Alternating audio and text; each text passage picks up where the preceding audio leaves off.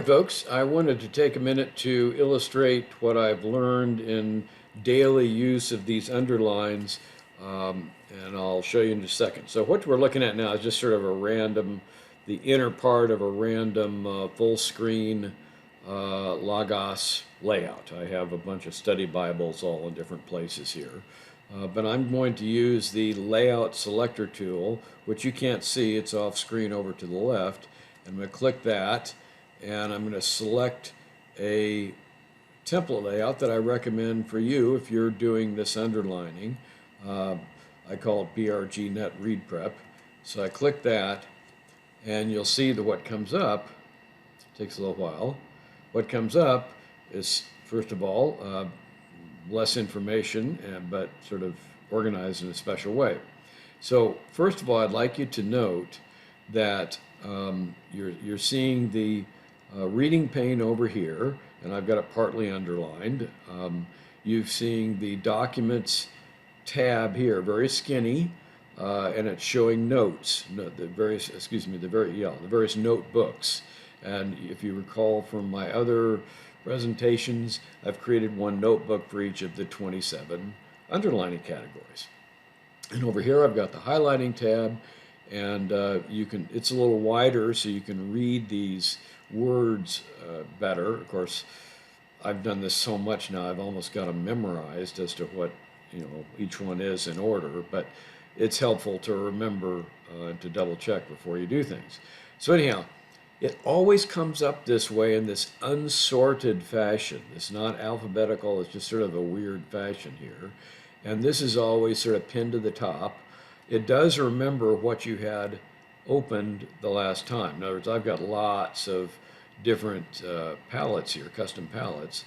So if my mixed underline was opened when I last clicked Update Active for this layout, then it comes up this way. But this is not the way I was using this. So when you open this palette, the very first thing you want to do is to click on this so it sorts. So you got 1, 1, 1, 2, 2, 2, and so forth. And you notice that the visible screen that's being recorded here is approximately 85% or yeah, so it's 85% of the height of my notebook screen, which is fairly high resolution screen. It's 1900 by 1200, 1920, what is it, 1900? Yeah, 1920 by 1200. So it's 1200 is a little taller than some of the standard ones that are 1180, but still you could fit it on if you wanted to. This font size, the point size of this font seems to be dictated by Logos, so you got to live with whatever it is. So it's very convenient that I can get all 27 within that height. So that's what that one is. This one, again, highlighting. What's nice here is that if you scroll upwards, even though this is a different font, different point size, different leading, spacing between the lines, if you scooch it around a little bit, I'm going to scooch it so that's a little bit lower than that one.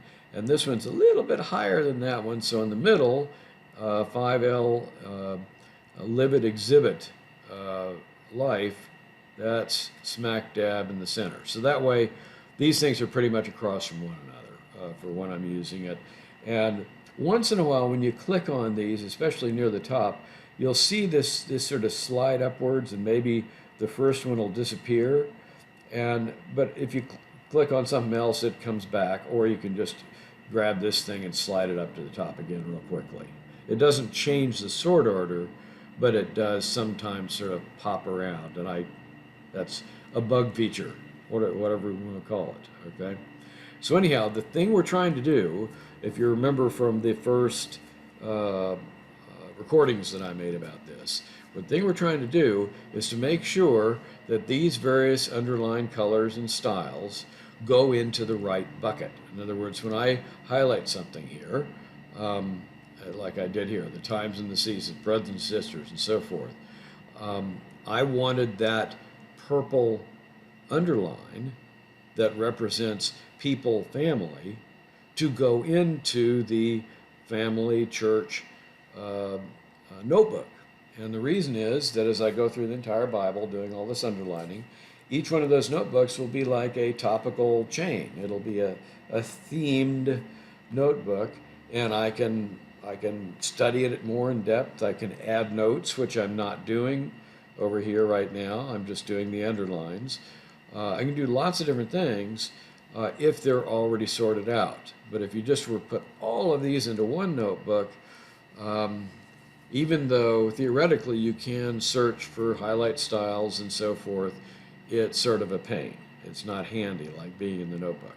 So, why make this video? Well, because I learned the hard way that if you don't have things arranged right, it's very easy as you're chugging along doing this kind of underlining that I do every day.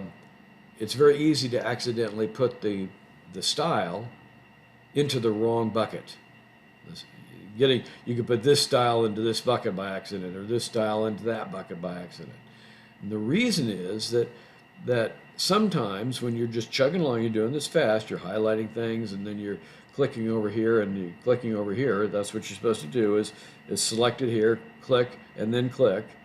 Sometimes this click, the one that selects the notebook, doesn't take. I don't know why. Maybe I'm doing it too fast. Maybe I'm sliding past it real fast. Or maybe I'm not, pausing long enough. I don't know. But sometimes you click on it, and over here, and that's why this pane is over here, nothing changes. It's still on the notebook it was on previously. You click on it, and you're still in the older notebook rather than, say, stop at grieving. If I clicked on that, well, if I click on it now, you'll see it changes, of course. I can't get it to fail like when it's at the mechanic. But if it hadn't changed, then when I tried to underline with this color for some words that were appropriate over here, it would have gone into the prior, where were we were exhibit. It would have gone into that bucket. And it would have stayed there until later on I happened to discover that. And looking through, the list of notes, which is what this long thing is here, the unfortunate thing is that for custom palette highlighting, the little shaded man right here, which is also shaded right here, it does not represent the color and style that you use. Now, if you happen to use the ones that they provide, the solid colors, emphasis, markup, highlighter pens, if you use those, then it works great. This little guy right here, he shows up with that highlight color or with that underline. Down here it does too, but right now it's not doing that. It's a bug in the program, in my opinion. So if I click on this, and then I click on this, and I scroll all the way down past all that junk, finally I find that checkbox next to Live It, Exhibit It. It would be much handier, of course, if the color and style was apparent here. Then I could just visually go down and check all those things.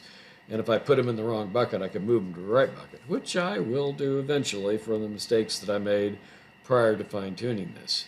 So, I said before, it's important. First thing you do is well, let's just do an example here. Those who sleep or sleep at night, and those who get drunk or drunk at night. Well, that's not something I really wanted to like. That could be a part of wisdom understanding, but it's not very deep wisdom. Okay, but since we are of the day, we must stay sober. Well, we are of the day. That's an outcome of salvation. That's a blessing that I have. Okay, we are of the day. That's a rebirth outcome.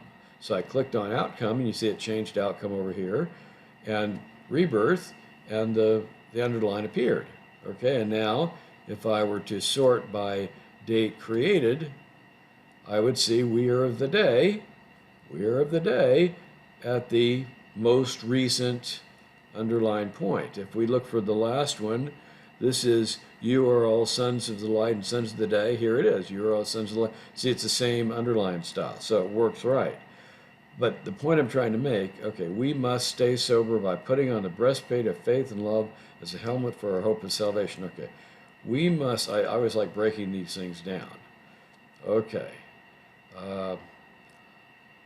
By putting on, we must stay sober. That's an attitude that we should emulate. And putting on the breastplate, now that's not physically putting something on, that's in our attitudes, in our minds, in our hearts that we're putting it on. So again, that's sort of a feeling kind of a category. So it's same category, so I can go this far with it. Okay. Of faith and love, and a helmet as our hope of salvation. So all of these things are sort of in our heads, in our hearts, mental feeling type things, as opposed to actions or lifestyles. They're sort of lifestyles, but, well, See, as in many things, you can pick slightly different nuances if you want. I'm going to call this all a mental prayer attitude kind of thing. So I've got it all highlighted. I'm going to go over here to 5L feeling, live it feeling. I click feeling. See, good. It didn't work. Notice that when I click feeling, it slid upward. I lost God, who, nature at the top here. And nothing happened over here. But I noticed it because this note window, this floating note window, is over to the right, immediately adjacent to these. I used to have that window way over to the other side, to the left. So when I was fussing around over here, clicking away and clicking over here, I really wasn't paying attention to what was happening on the right, on the left. And so, unfortunately, let's see, I started this in Acts chapter 1 earlier this year. I'm 1 Thessalonians 5 now, okay? Unfortunately, I'm pretty sure that some of my underlines went in the wrong buckets, and I'm going to have to fix that later, but that's for later. I learned to move this thing over to here because now I'm clicking on this, and as soon as I click, let's see, what was I clicking? Oh yeah, feelings, right there. I can see that thing pop and change when the click takes, okay? And then if it did move up like this, I just grab this and push it up. You know, that happens once in a while. So I clicked on feelings, we're on feelings. As long as you see the thing flicker out of the corner of your eye, you don't need to go over here and bother checking to see. And then you click this, of course, to make sure the underline appears. Okay? For God did not destine us for wrath. I love this translation in that Bible. God did not destine us for wrath, but for gaining salvation through our Lord Jesus Christ. Well, here we go. God did not destine us for wrath. That's grace. Wow. It's also God's planning and action. It's the part of the order of his creation. It's a whole bunch of different things. It's in a sense it's prophecy, but it's more just predestination. So I could put that under God, what he does. I could put that under future prophecy. I could look at it as a blessing, future salvation. You know, but what I'm going to choose in this case is God's order and plan. Okay, the predestination aspect. And the reason I chose this here is because this is a category I don't use very often. It doesn't come up too often in Scripture. So I'm going to take advantage of that and use it here. So I'm clicking on this, that changed, and I click Nations Order, and there we go. And then through our Lord Jesus Christ, that's my old friend, the means and method of salvation. So I click Method, it slid up there on me, that changed. Click this, slide that back up again. Or actually, I didn't need to slide it, it came back down. That's nice. So, he died for us. Okay, so that whether we are alert or asleep, okay, he died for us. That's something that God did. It's also another means, but I'm going to go up here and use something different because it's legitimate. That's an action that God took. He died for us so that whether we are alert or asleep, we will come to life together with him. Praise God. Isn't that wonderful? Okay, that is whether we are alert or asleep, we will come to life together with him. Now, this is talking, of course, about when he returns, and either we are alive and we get raptured, or we are dead and we rise before the people that get raptured. But either way, this is going to happen. So this is, yes, this is a rebirth outcome. Yes, this is an action of God. Yes, this is a principle and truth, and yes, it's part of future prophecy, but I would say well, it's an eternal blessing. This is something that occurs to us. So let's put this one down under this future prophecy one again. Okay, it's so many things. Okay, therefore, you bet, encourage and one another and build up each other, just as you in fact are doing. Okay, now that is a definite green one. This is a doing thing. Okay, so we want to click that, doing it changed, click that, doing, and I'm going to stop there. I've got more to do today. I do a chapter a day of this and post it on YouTube. You can, subscribe to that. And basically, you don't see me doing all this work. You just see the end result of the underlined chapter, and it scrolls past, and I just sit there and read it aloud. And the little color keys over down in the corner to remind you what the colors mean. So it's, it's about it goes shortest is 2 minutes, the longest I think I've done is 10 minutes because of some long chapter in Acts or something. So it's a nice little bite-sized view of the Word of God, both through the ear gate and through the eye gate, and it also gives you these colors to focus your thinking a little bit and slow down as you consider the scriptures. So that's what I'm doing. Hopefully it's helpful to you. And again, you can go subscribe to the Jim Dean for Jesus channel to get regular notifications for that. Sorry for the advertisement. It's all free. I don't make any money off of this. I just want to do an effective ministry. Well, thanks for paying attention here. I hope this is helpful.